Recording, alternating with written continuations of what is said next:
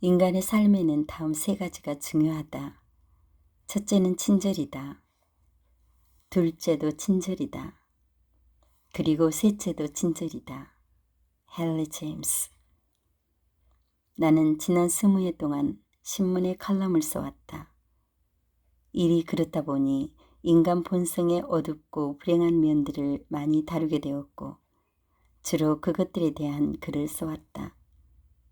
그래서 그것이 이제 내 인생관에 큰 영향을 미치기 시작했다.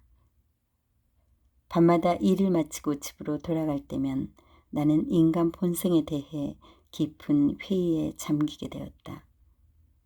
내가 이토록 자주 목격하고 글을 쓰게 되는 이 끝날 줄 모르는 잔인한 행위들에 대해 과연 어떻게 판단을 내릴지 의문이었다.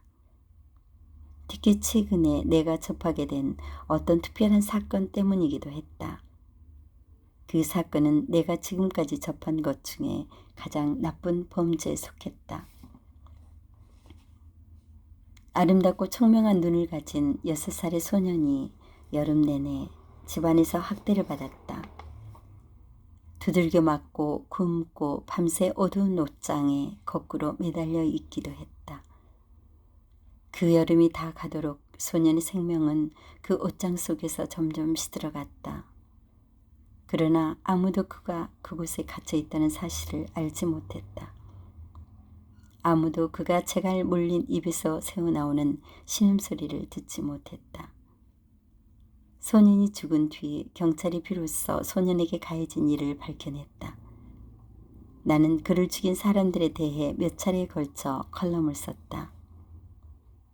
이웃에게 잊혀진 힘없는 아이들에 대한 수많은 사건들이 불합리한 법정 시스템 속에서 실종되어 간다. 나는 그 소년이 비록 죽었지만 정당한 재판을 해서 가해자들을 처벌해야 한다고 거듭 주장했다. 내가 쓴 칼럼 덕분에 많은 대중이 그 소년의 사건에 관심을 가졌지만 소년의 형 코르넬리우스의 이야기는 그다지 많은 관심을 집중시키지 못했다. 동생이 가해진 일이 그 형에게도 동시에 가해졌다. 그런데 다행히 형은 생명을 건질 수 있었다. 코르넬리우스는 동생이 서서히 죽어가는 것을 지켜보았지만 살인자들을 막을 수가 없었다. 코르넬리우스의 용감한 증언은 법정에서 가해자들의 유죄를 입증하는 데 결정적인 도움이 되었다. 재판이 끝날 무렵 코르넬리우스는 10살이었다. 마르고 거의 말이 없는 소년이었다. 어린 동생은 죽었고 엄마와 엄마의 남자친구는 감옥에 갇힌 상태에서 소년은 다른 친척집에서 살고 있었다. 소년이 가장 좋아하는 것은 책 읽기와 농구였다. 동생의 죽음에 대한 컬럼을 쓰면서 나는 코르넬리우스가 농구를 무척 좋아하는 소년이라는 사실을 밝힌 적이 있었다. 그러자 시카고 불스 농구팀의 감독이 그 글을 읽고 내 사무실에 메모를 남겼다. 시카고 불스 팀의 경기는 이미 표가 다 매진되었지만 코르넬리우스가 경기장에 오고 싶다면 자리를 마련해 주겠다는 것이었다. 나는 흔쾌히 그 제의를 받아들여 코르넬리우스를 경기장으로 데리고 갔다. 농구를 좋아하는 모든 청소년들에게 경기장은 신성한 사원이라고 할 수 있는 곳이다. 한때 코르넬리우스가 어디에 있었는가를 생각해보라.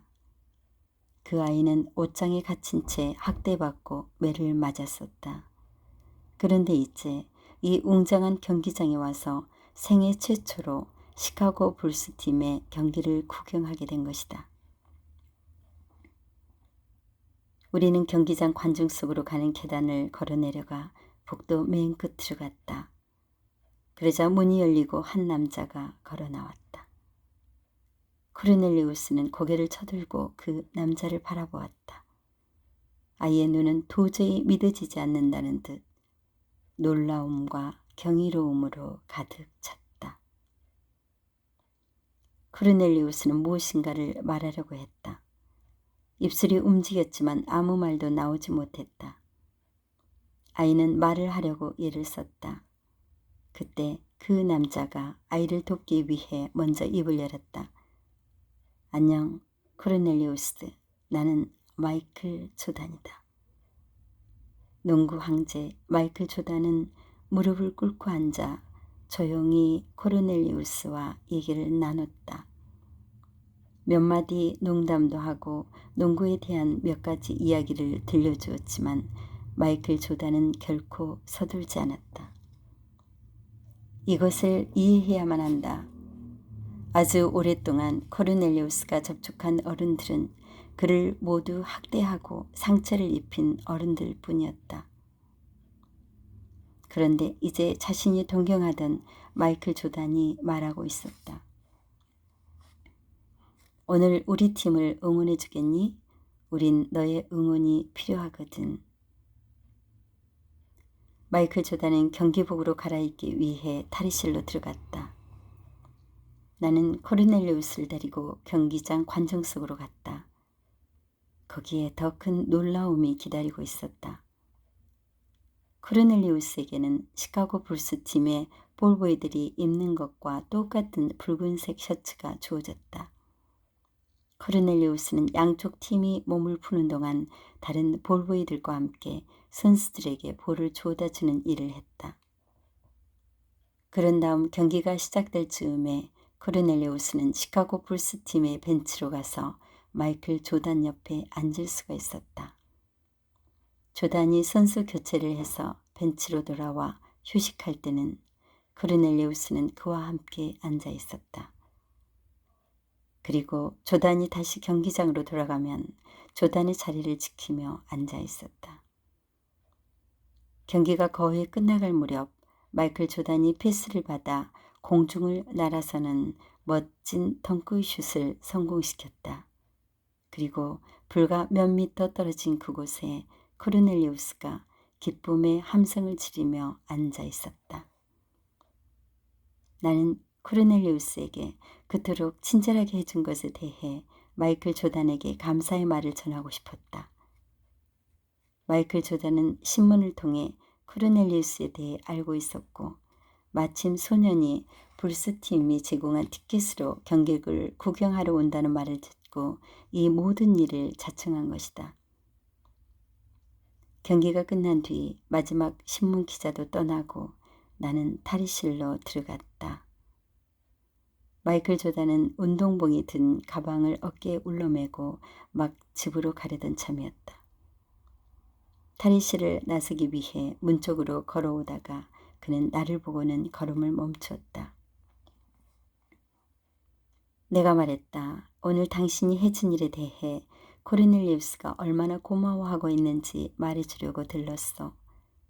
한순간 나는 이 사람이 고맙다는 말을 그렇게 자주 듣지 않는 것 같다는 이상하고 거부할 수 없는 인상을 받았다. 아니면 적어도 너무도 많은 사람들이 끝없이 줄을 지어 그에게 밀려와 이것저것을 부탁하기 때문에 그는 자신 앞에 밀려와서 사인을 부탁하거나 잠시 시간을 내달라고 요구하는 수많은 얼굴들에 익숙해져 있는 것인지도 몰랐다. 그는 그 자리에서 잠시 기다리고 있었다. 마치 그가 끝없이 사람들로부터 어떤 부탁을 받는 것에 익숙해 있기 때문에 내가 코르넬리우스에 대해 감사의 말을 하는 것은 반드시 또 다른 어떤 부탁을 하기 위한 전초전이라고 믿고 있는 듯한 자세였다. 내가 더 이상 말을 하지 않자 마이클 조단이 말했다. 단지 그 말을 하기 위해 이곳에 내려온 겁니까? 내가 말했다. 그렇게 묻는 걸 보니 아마도 당신은 자신이 오늘 코르넬리우스에게 얼마나 큰 의미를 가져다 주었는지 모르는 것 같군요. 그가 말했다. 아닙니다. 나는 당신이 단지 감사하다는 말을 하기 위해 이곳까지 내려온 것에 놀랐을 뿐입니다. 내가 미소를 지으며 말했다. 만일 이렇게 하지 않았다면 난 어머니에게 매를 맞았을 거요. 어머니는 나를 제대로 된 인간으로 키우려고 애를 쓰셨으니까요. 그 역시 미소를 지었다. 우리 어머니도 마찬가지입니다. 우리는 악수를 나누었다. 내가 돌아서는데 그가 등 뒤에서 말했다. 경기장에 자주 오십니까? 내가 말했다. 이번이 처음입니다. 그러자 그가 말했다. 그럼 꼭 다시 한번 나오세요. 보브 그린의 농구 황제 친절이다. 어떤 분야이든 최고의 정상에 있는 사람들은 남다른 무엇인가가 있기 마련인가 보다. 마이클 조단이 코르넬리우스에게 베푼 이 친절은 아마 이 소년의 평생을 이 순간을 생각할 때마다 미소 짓게 할 것이다. 나도 누군가에게 이런 친절을 베풀며 살고 있는지 생각하게 하는 이야기다.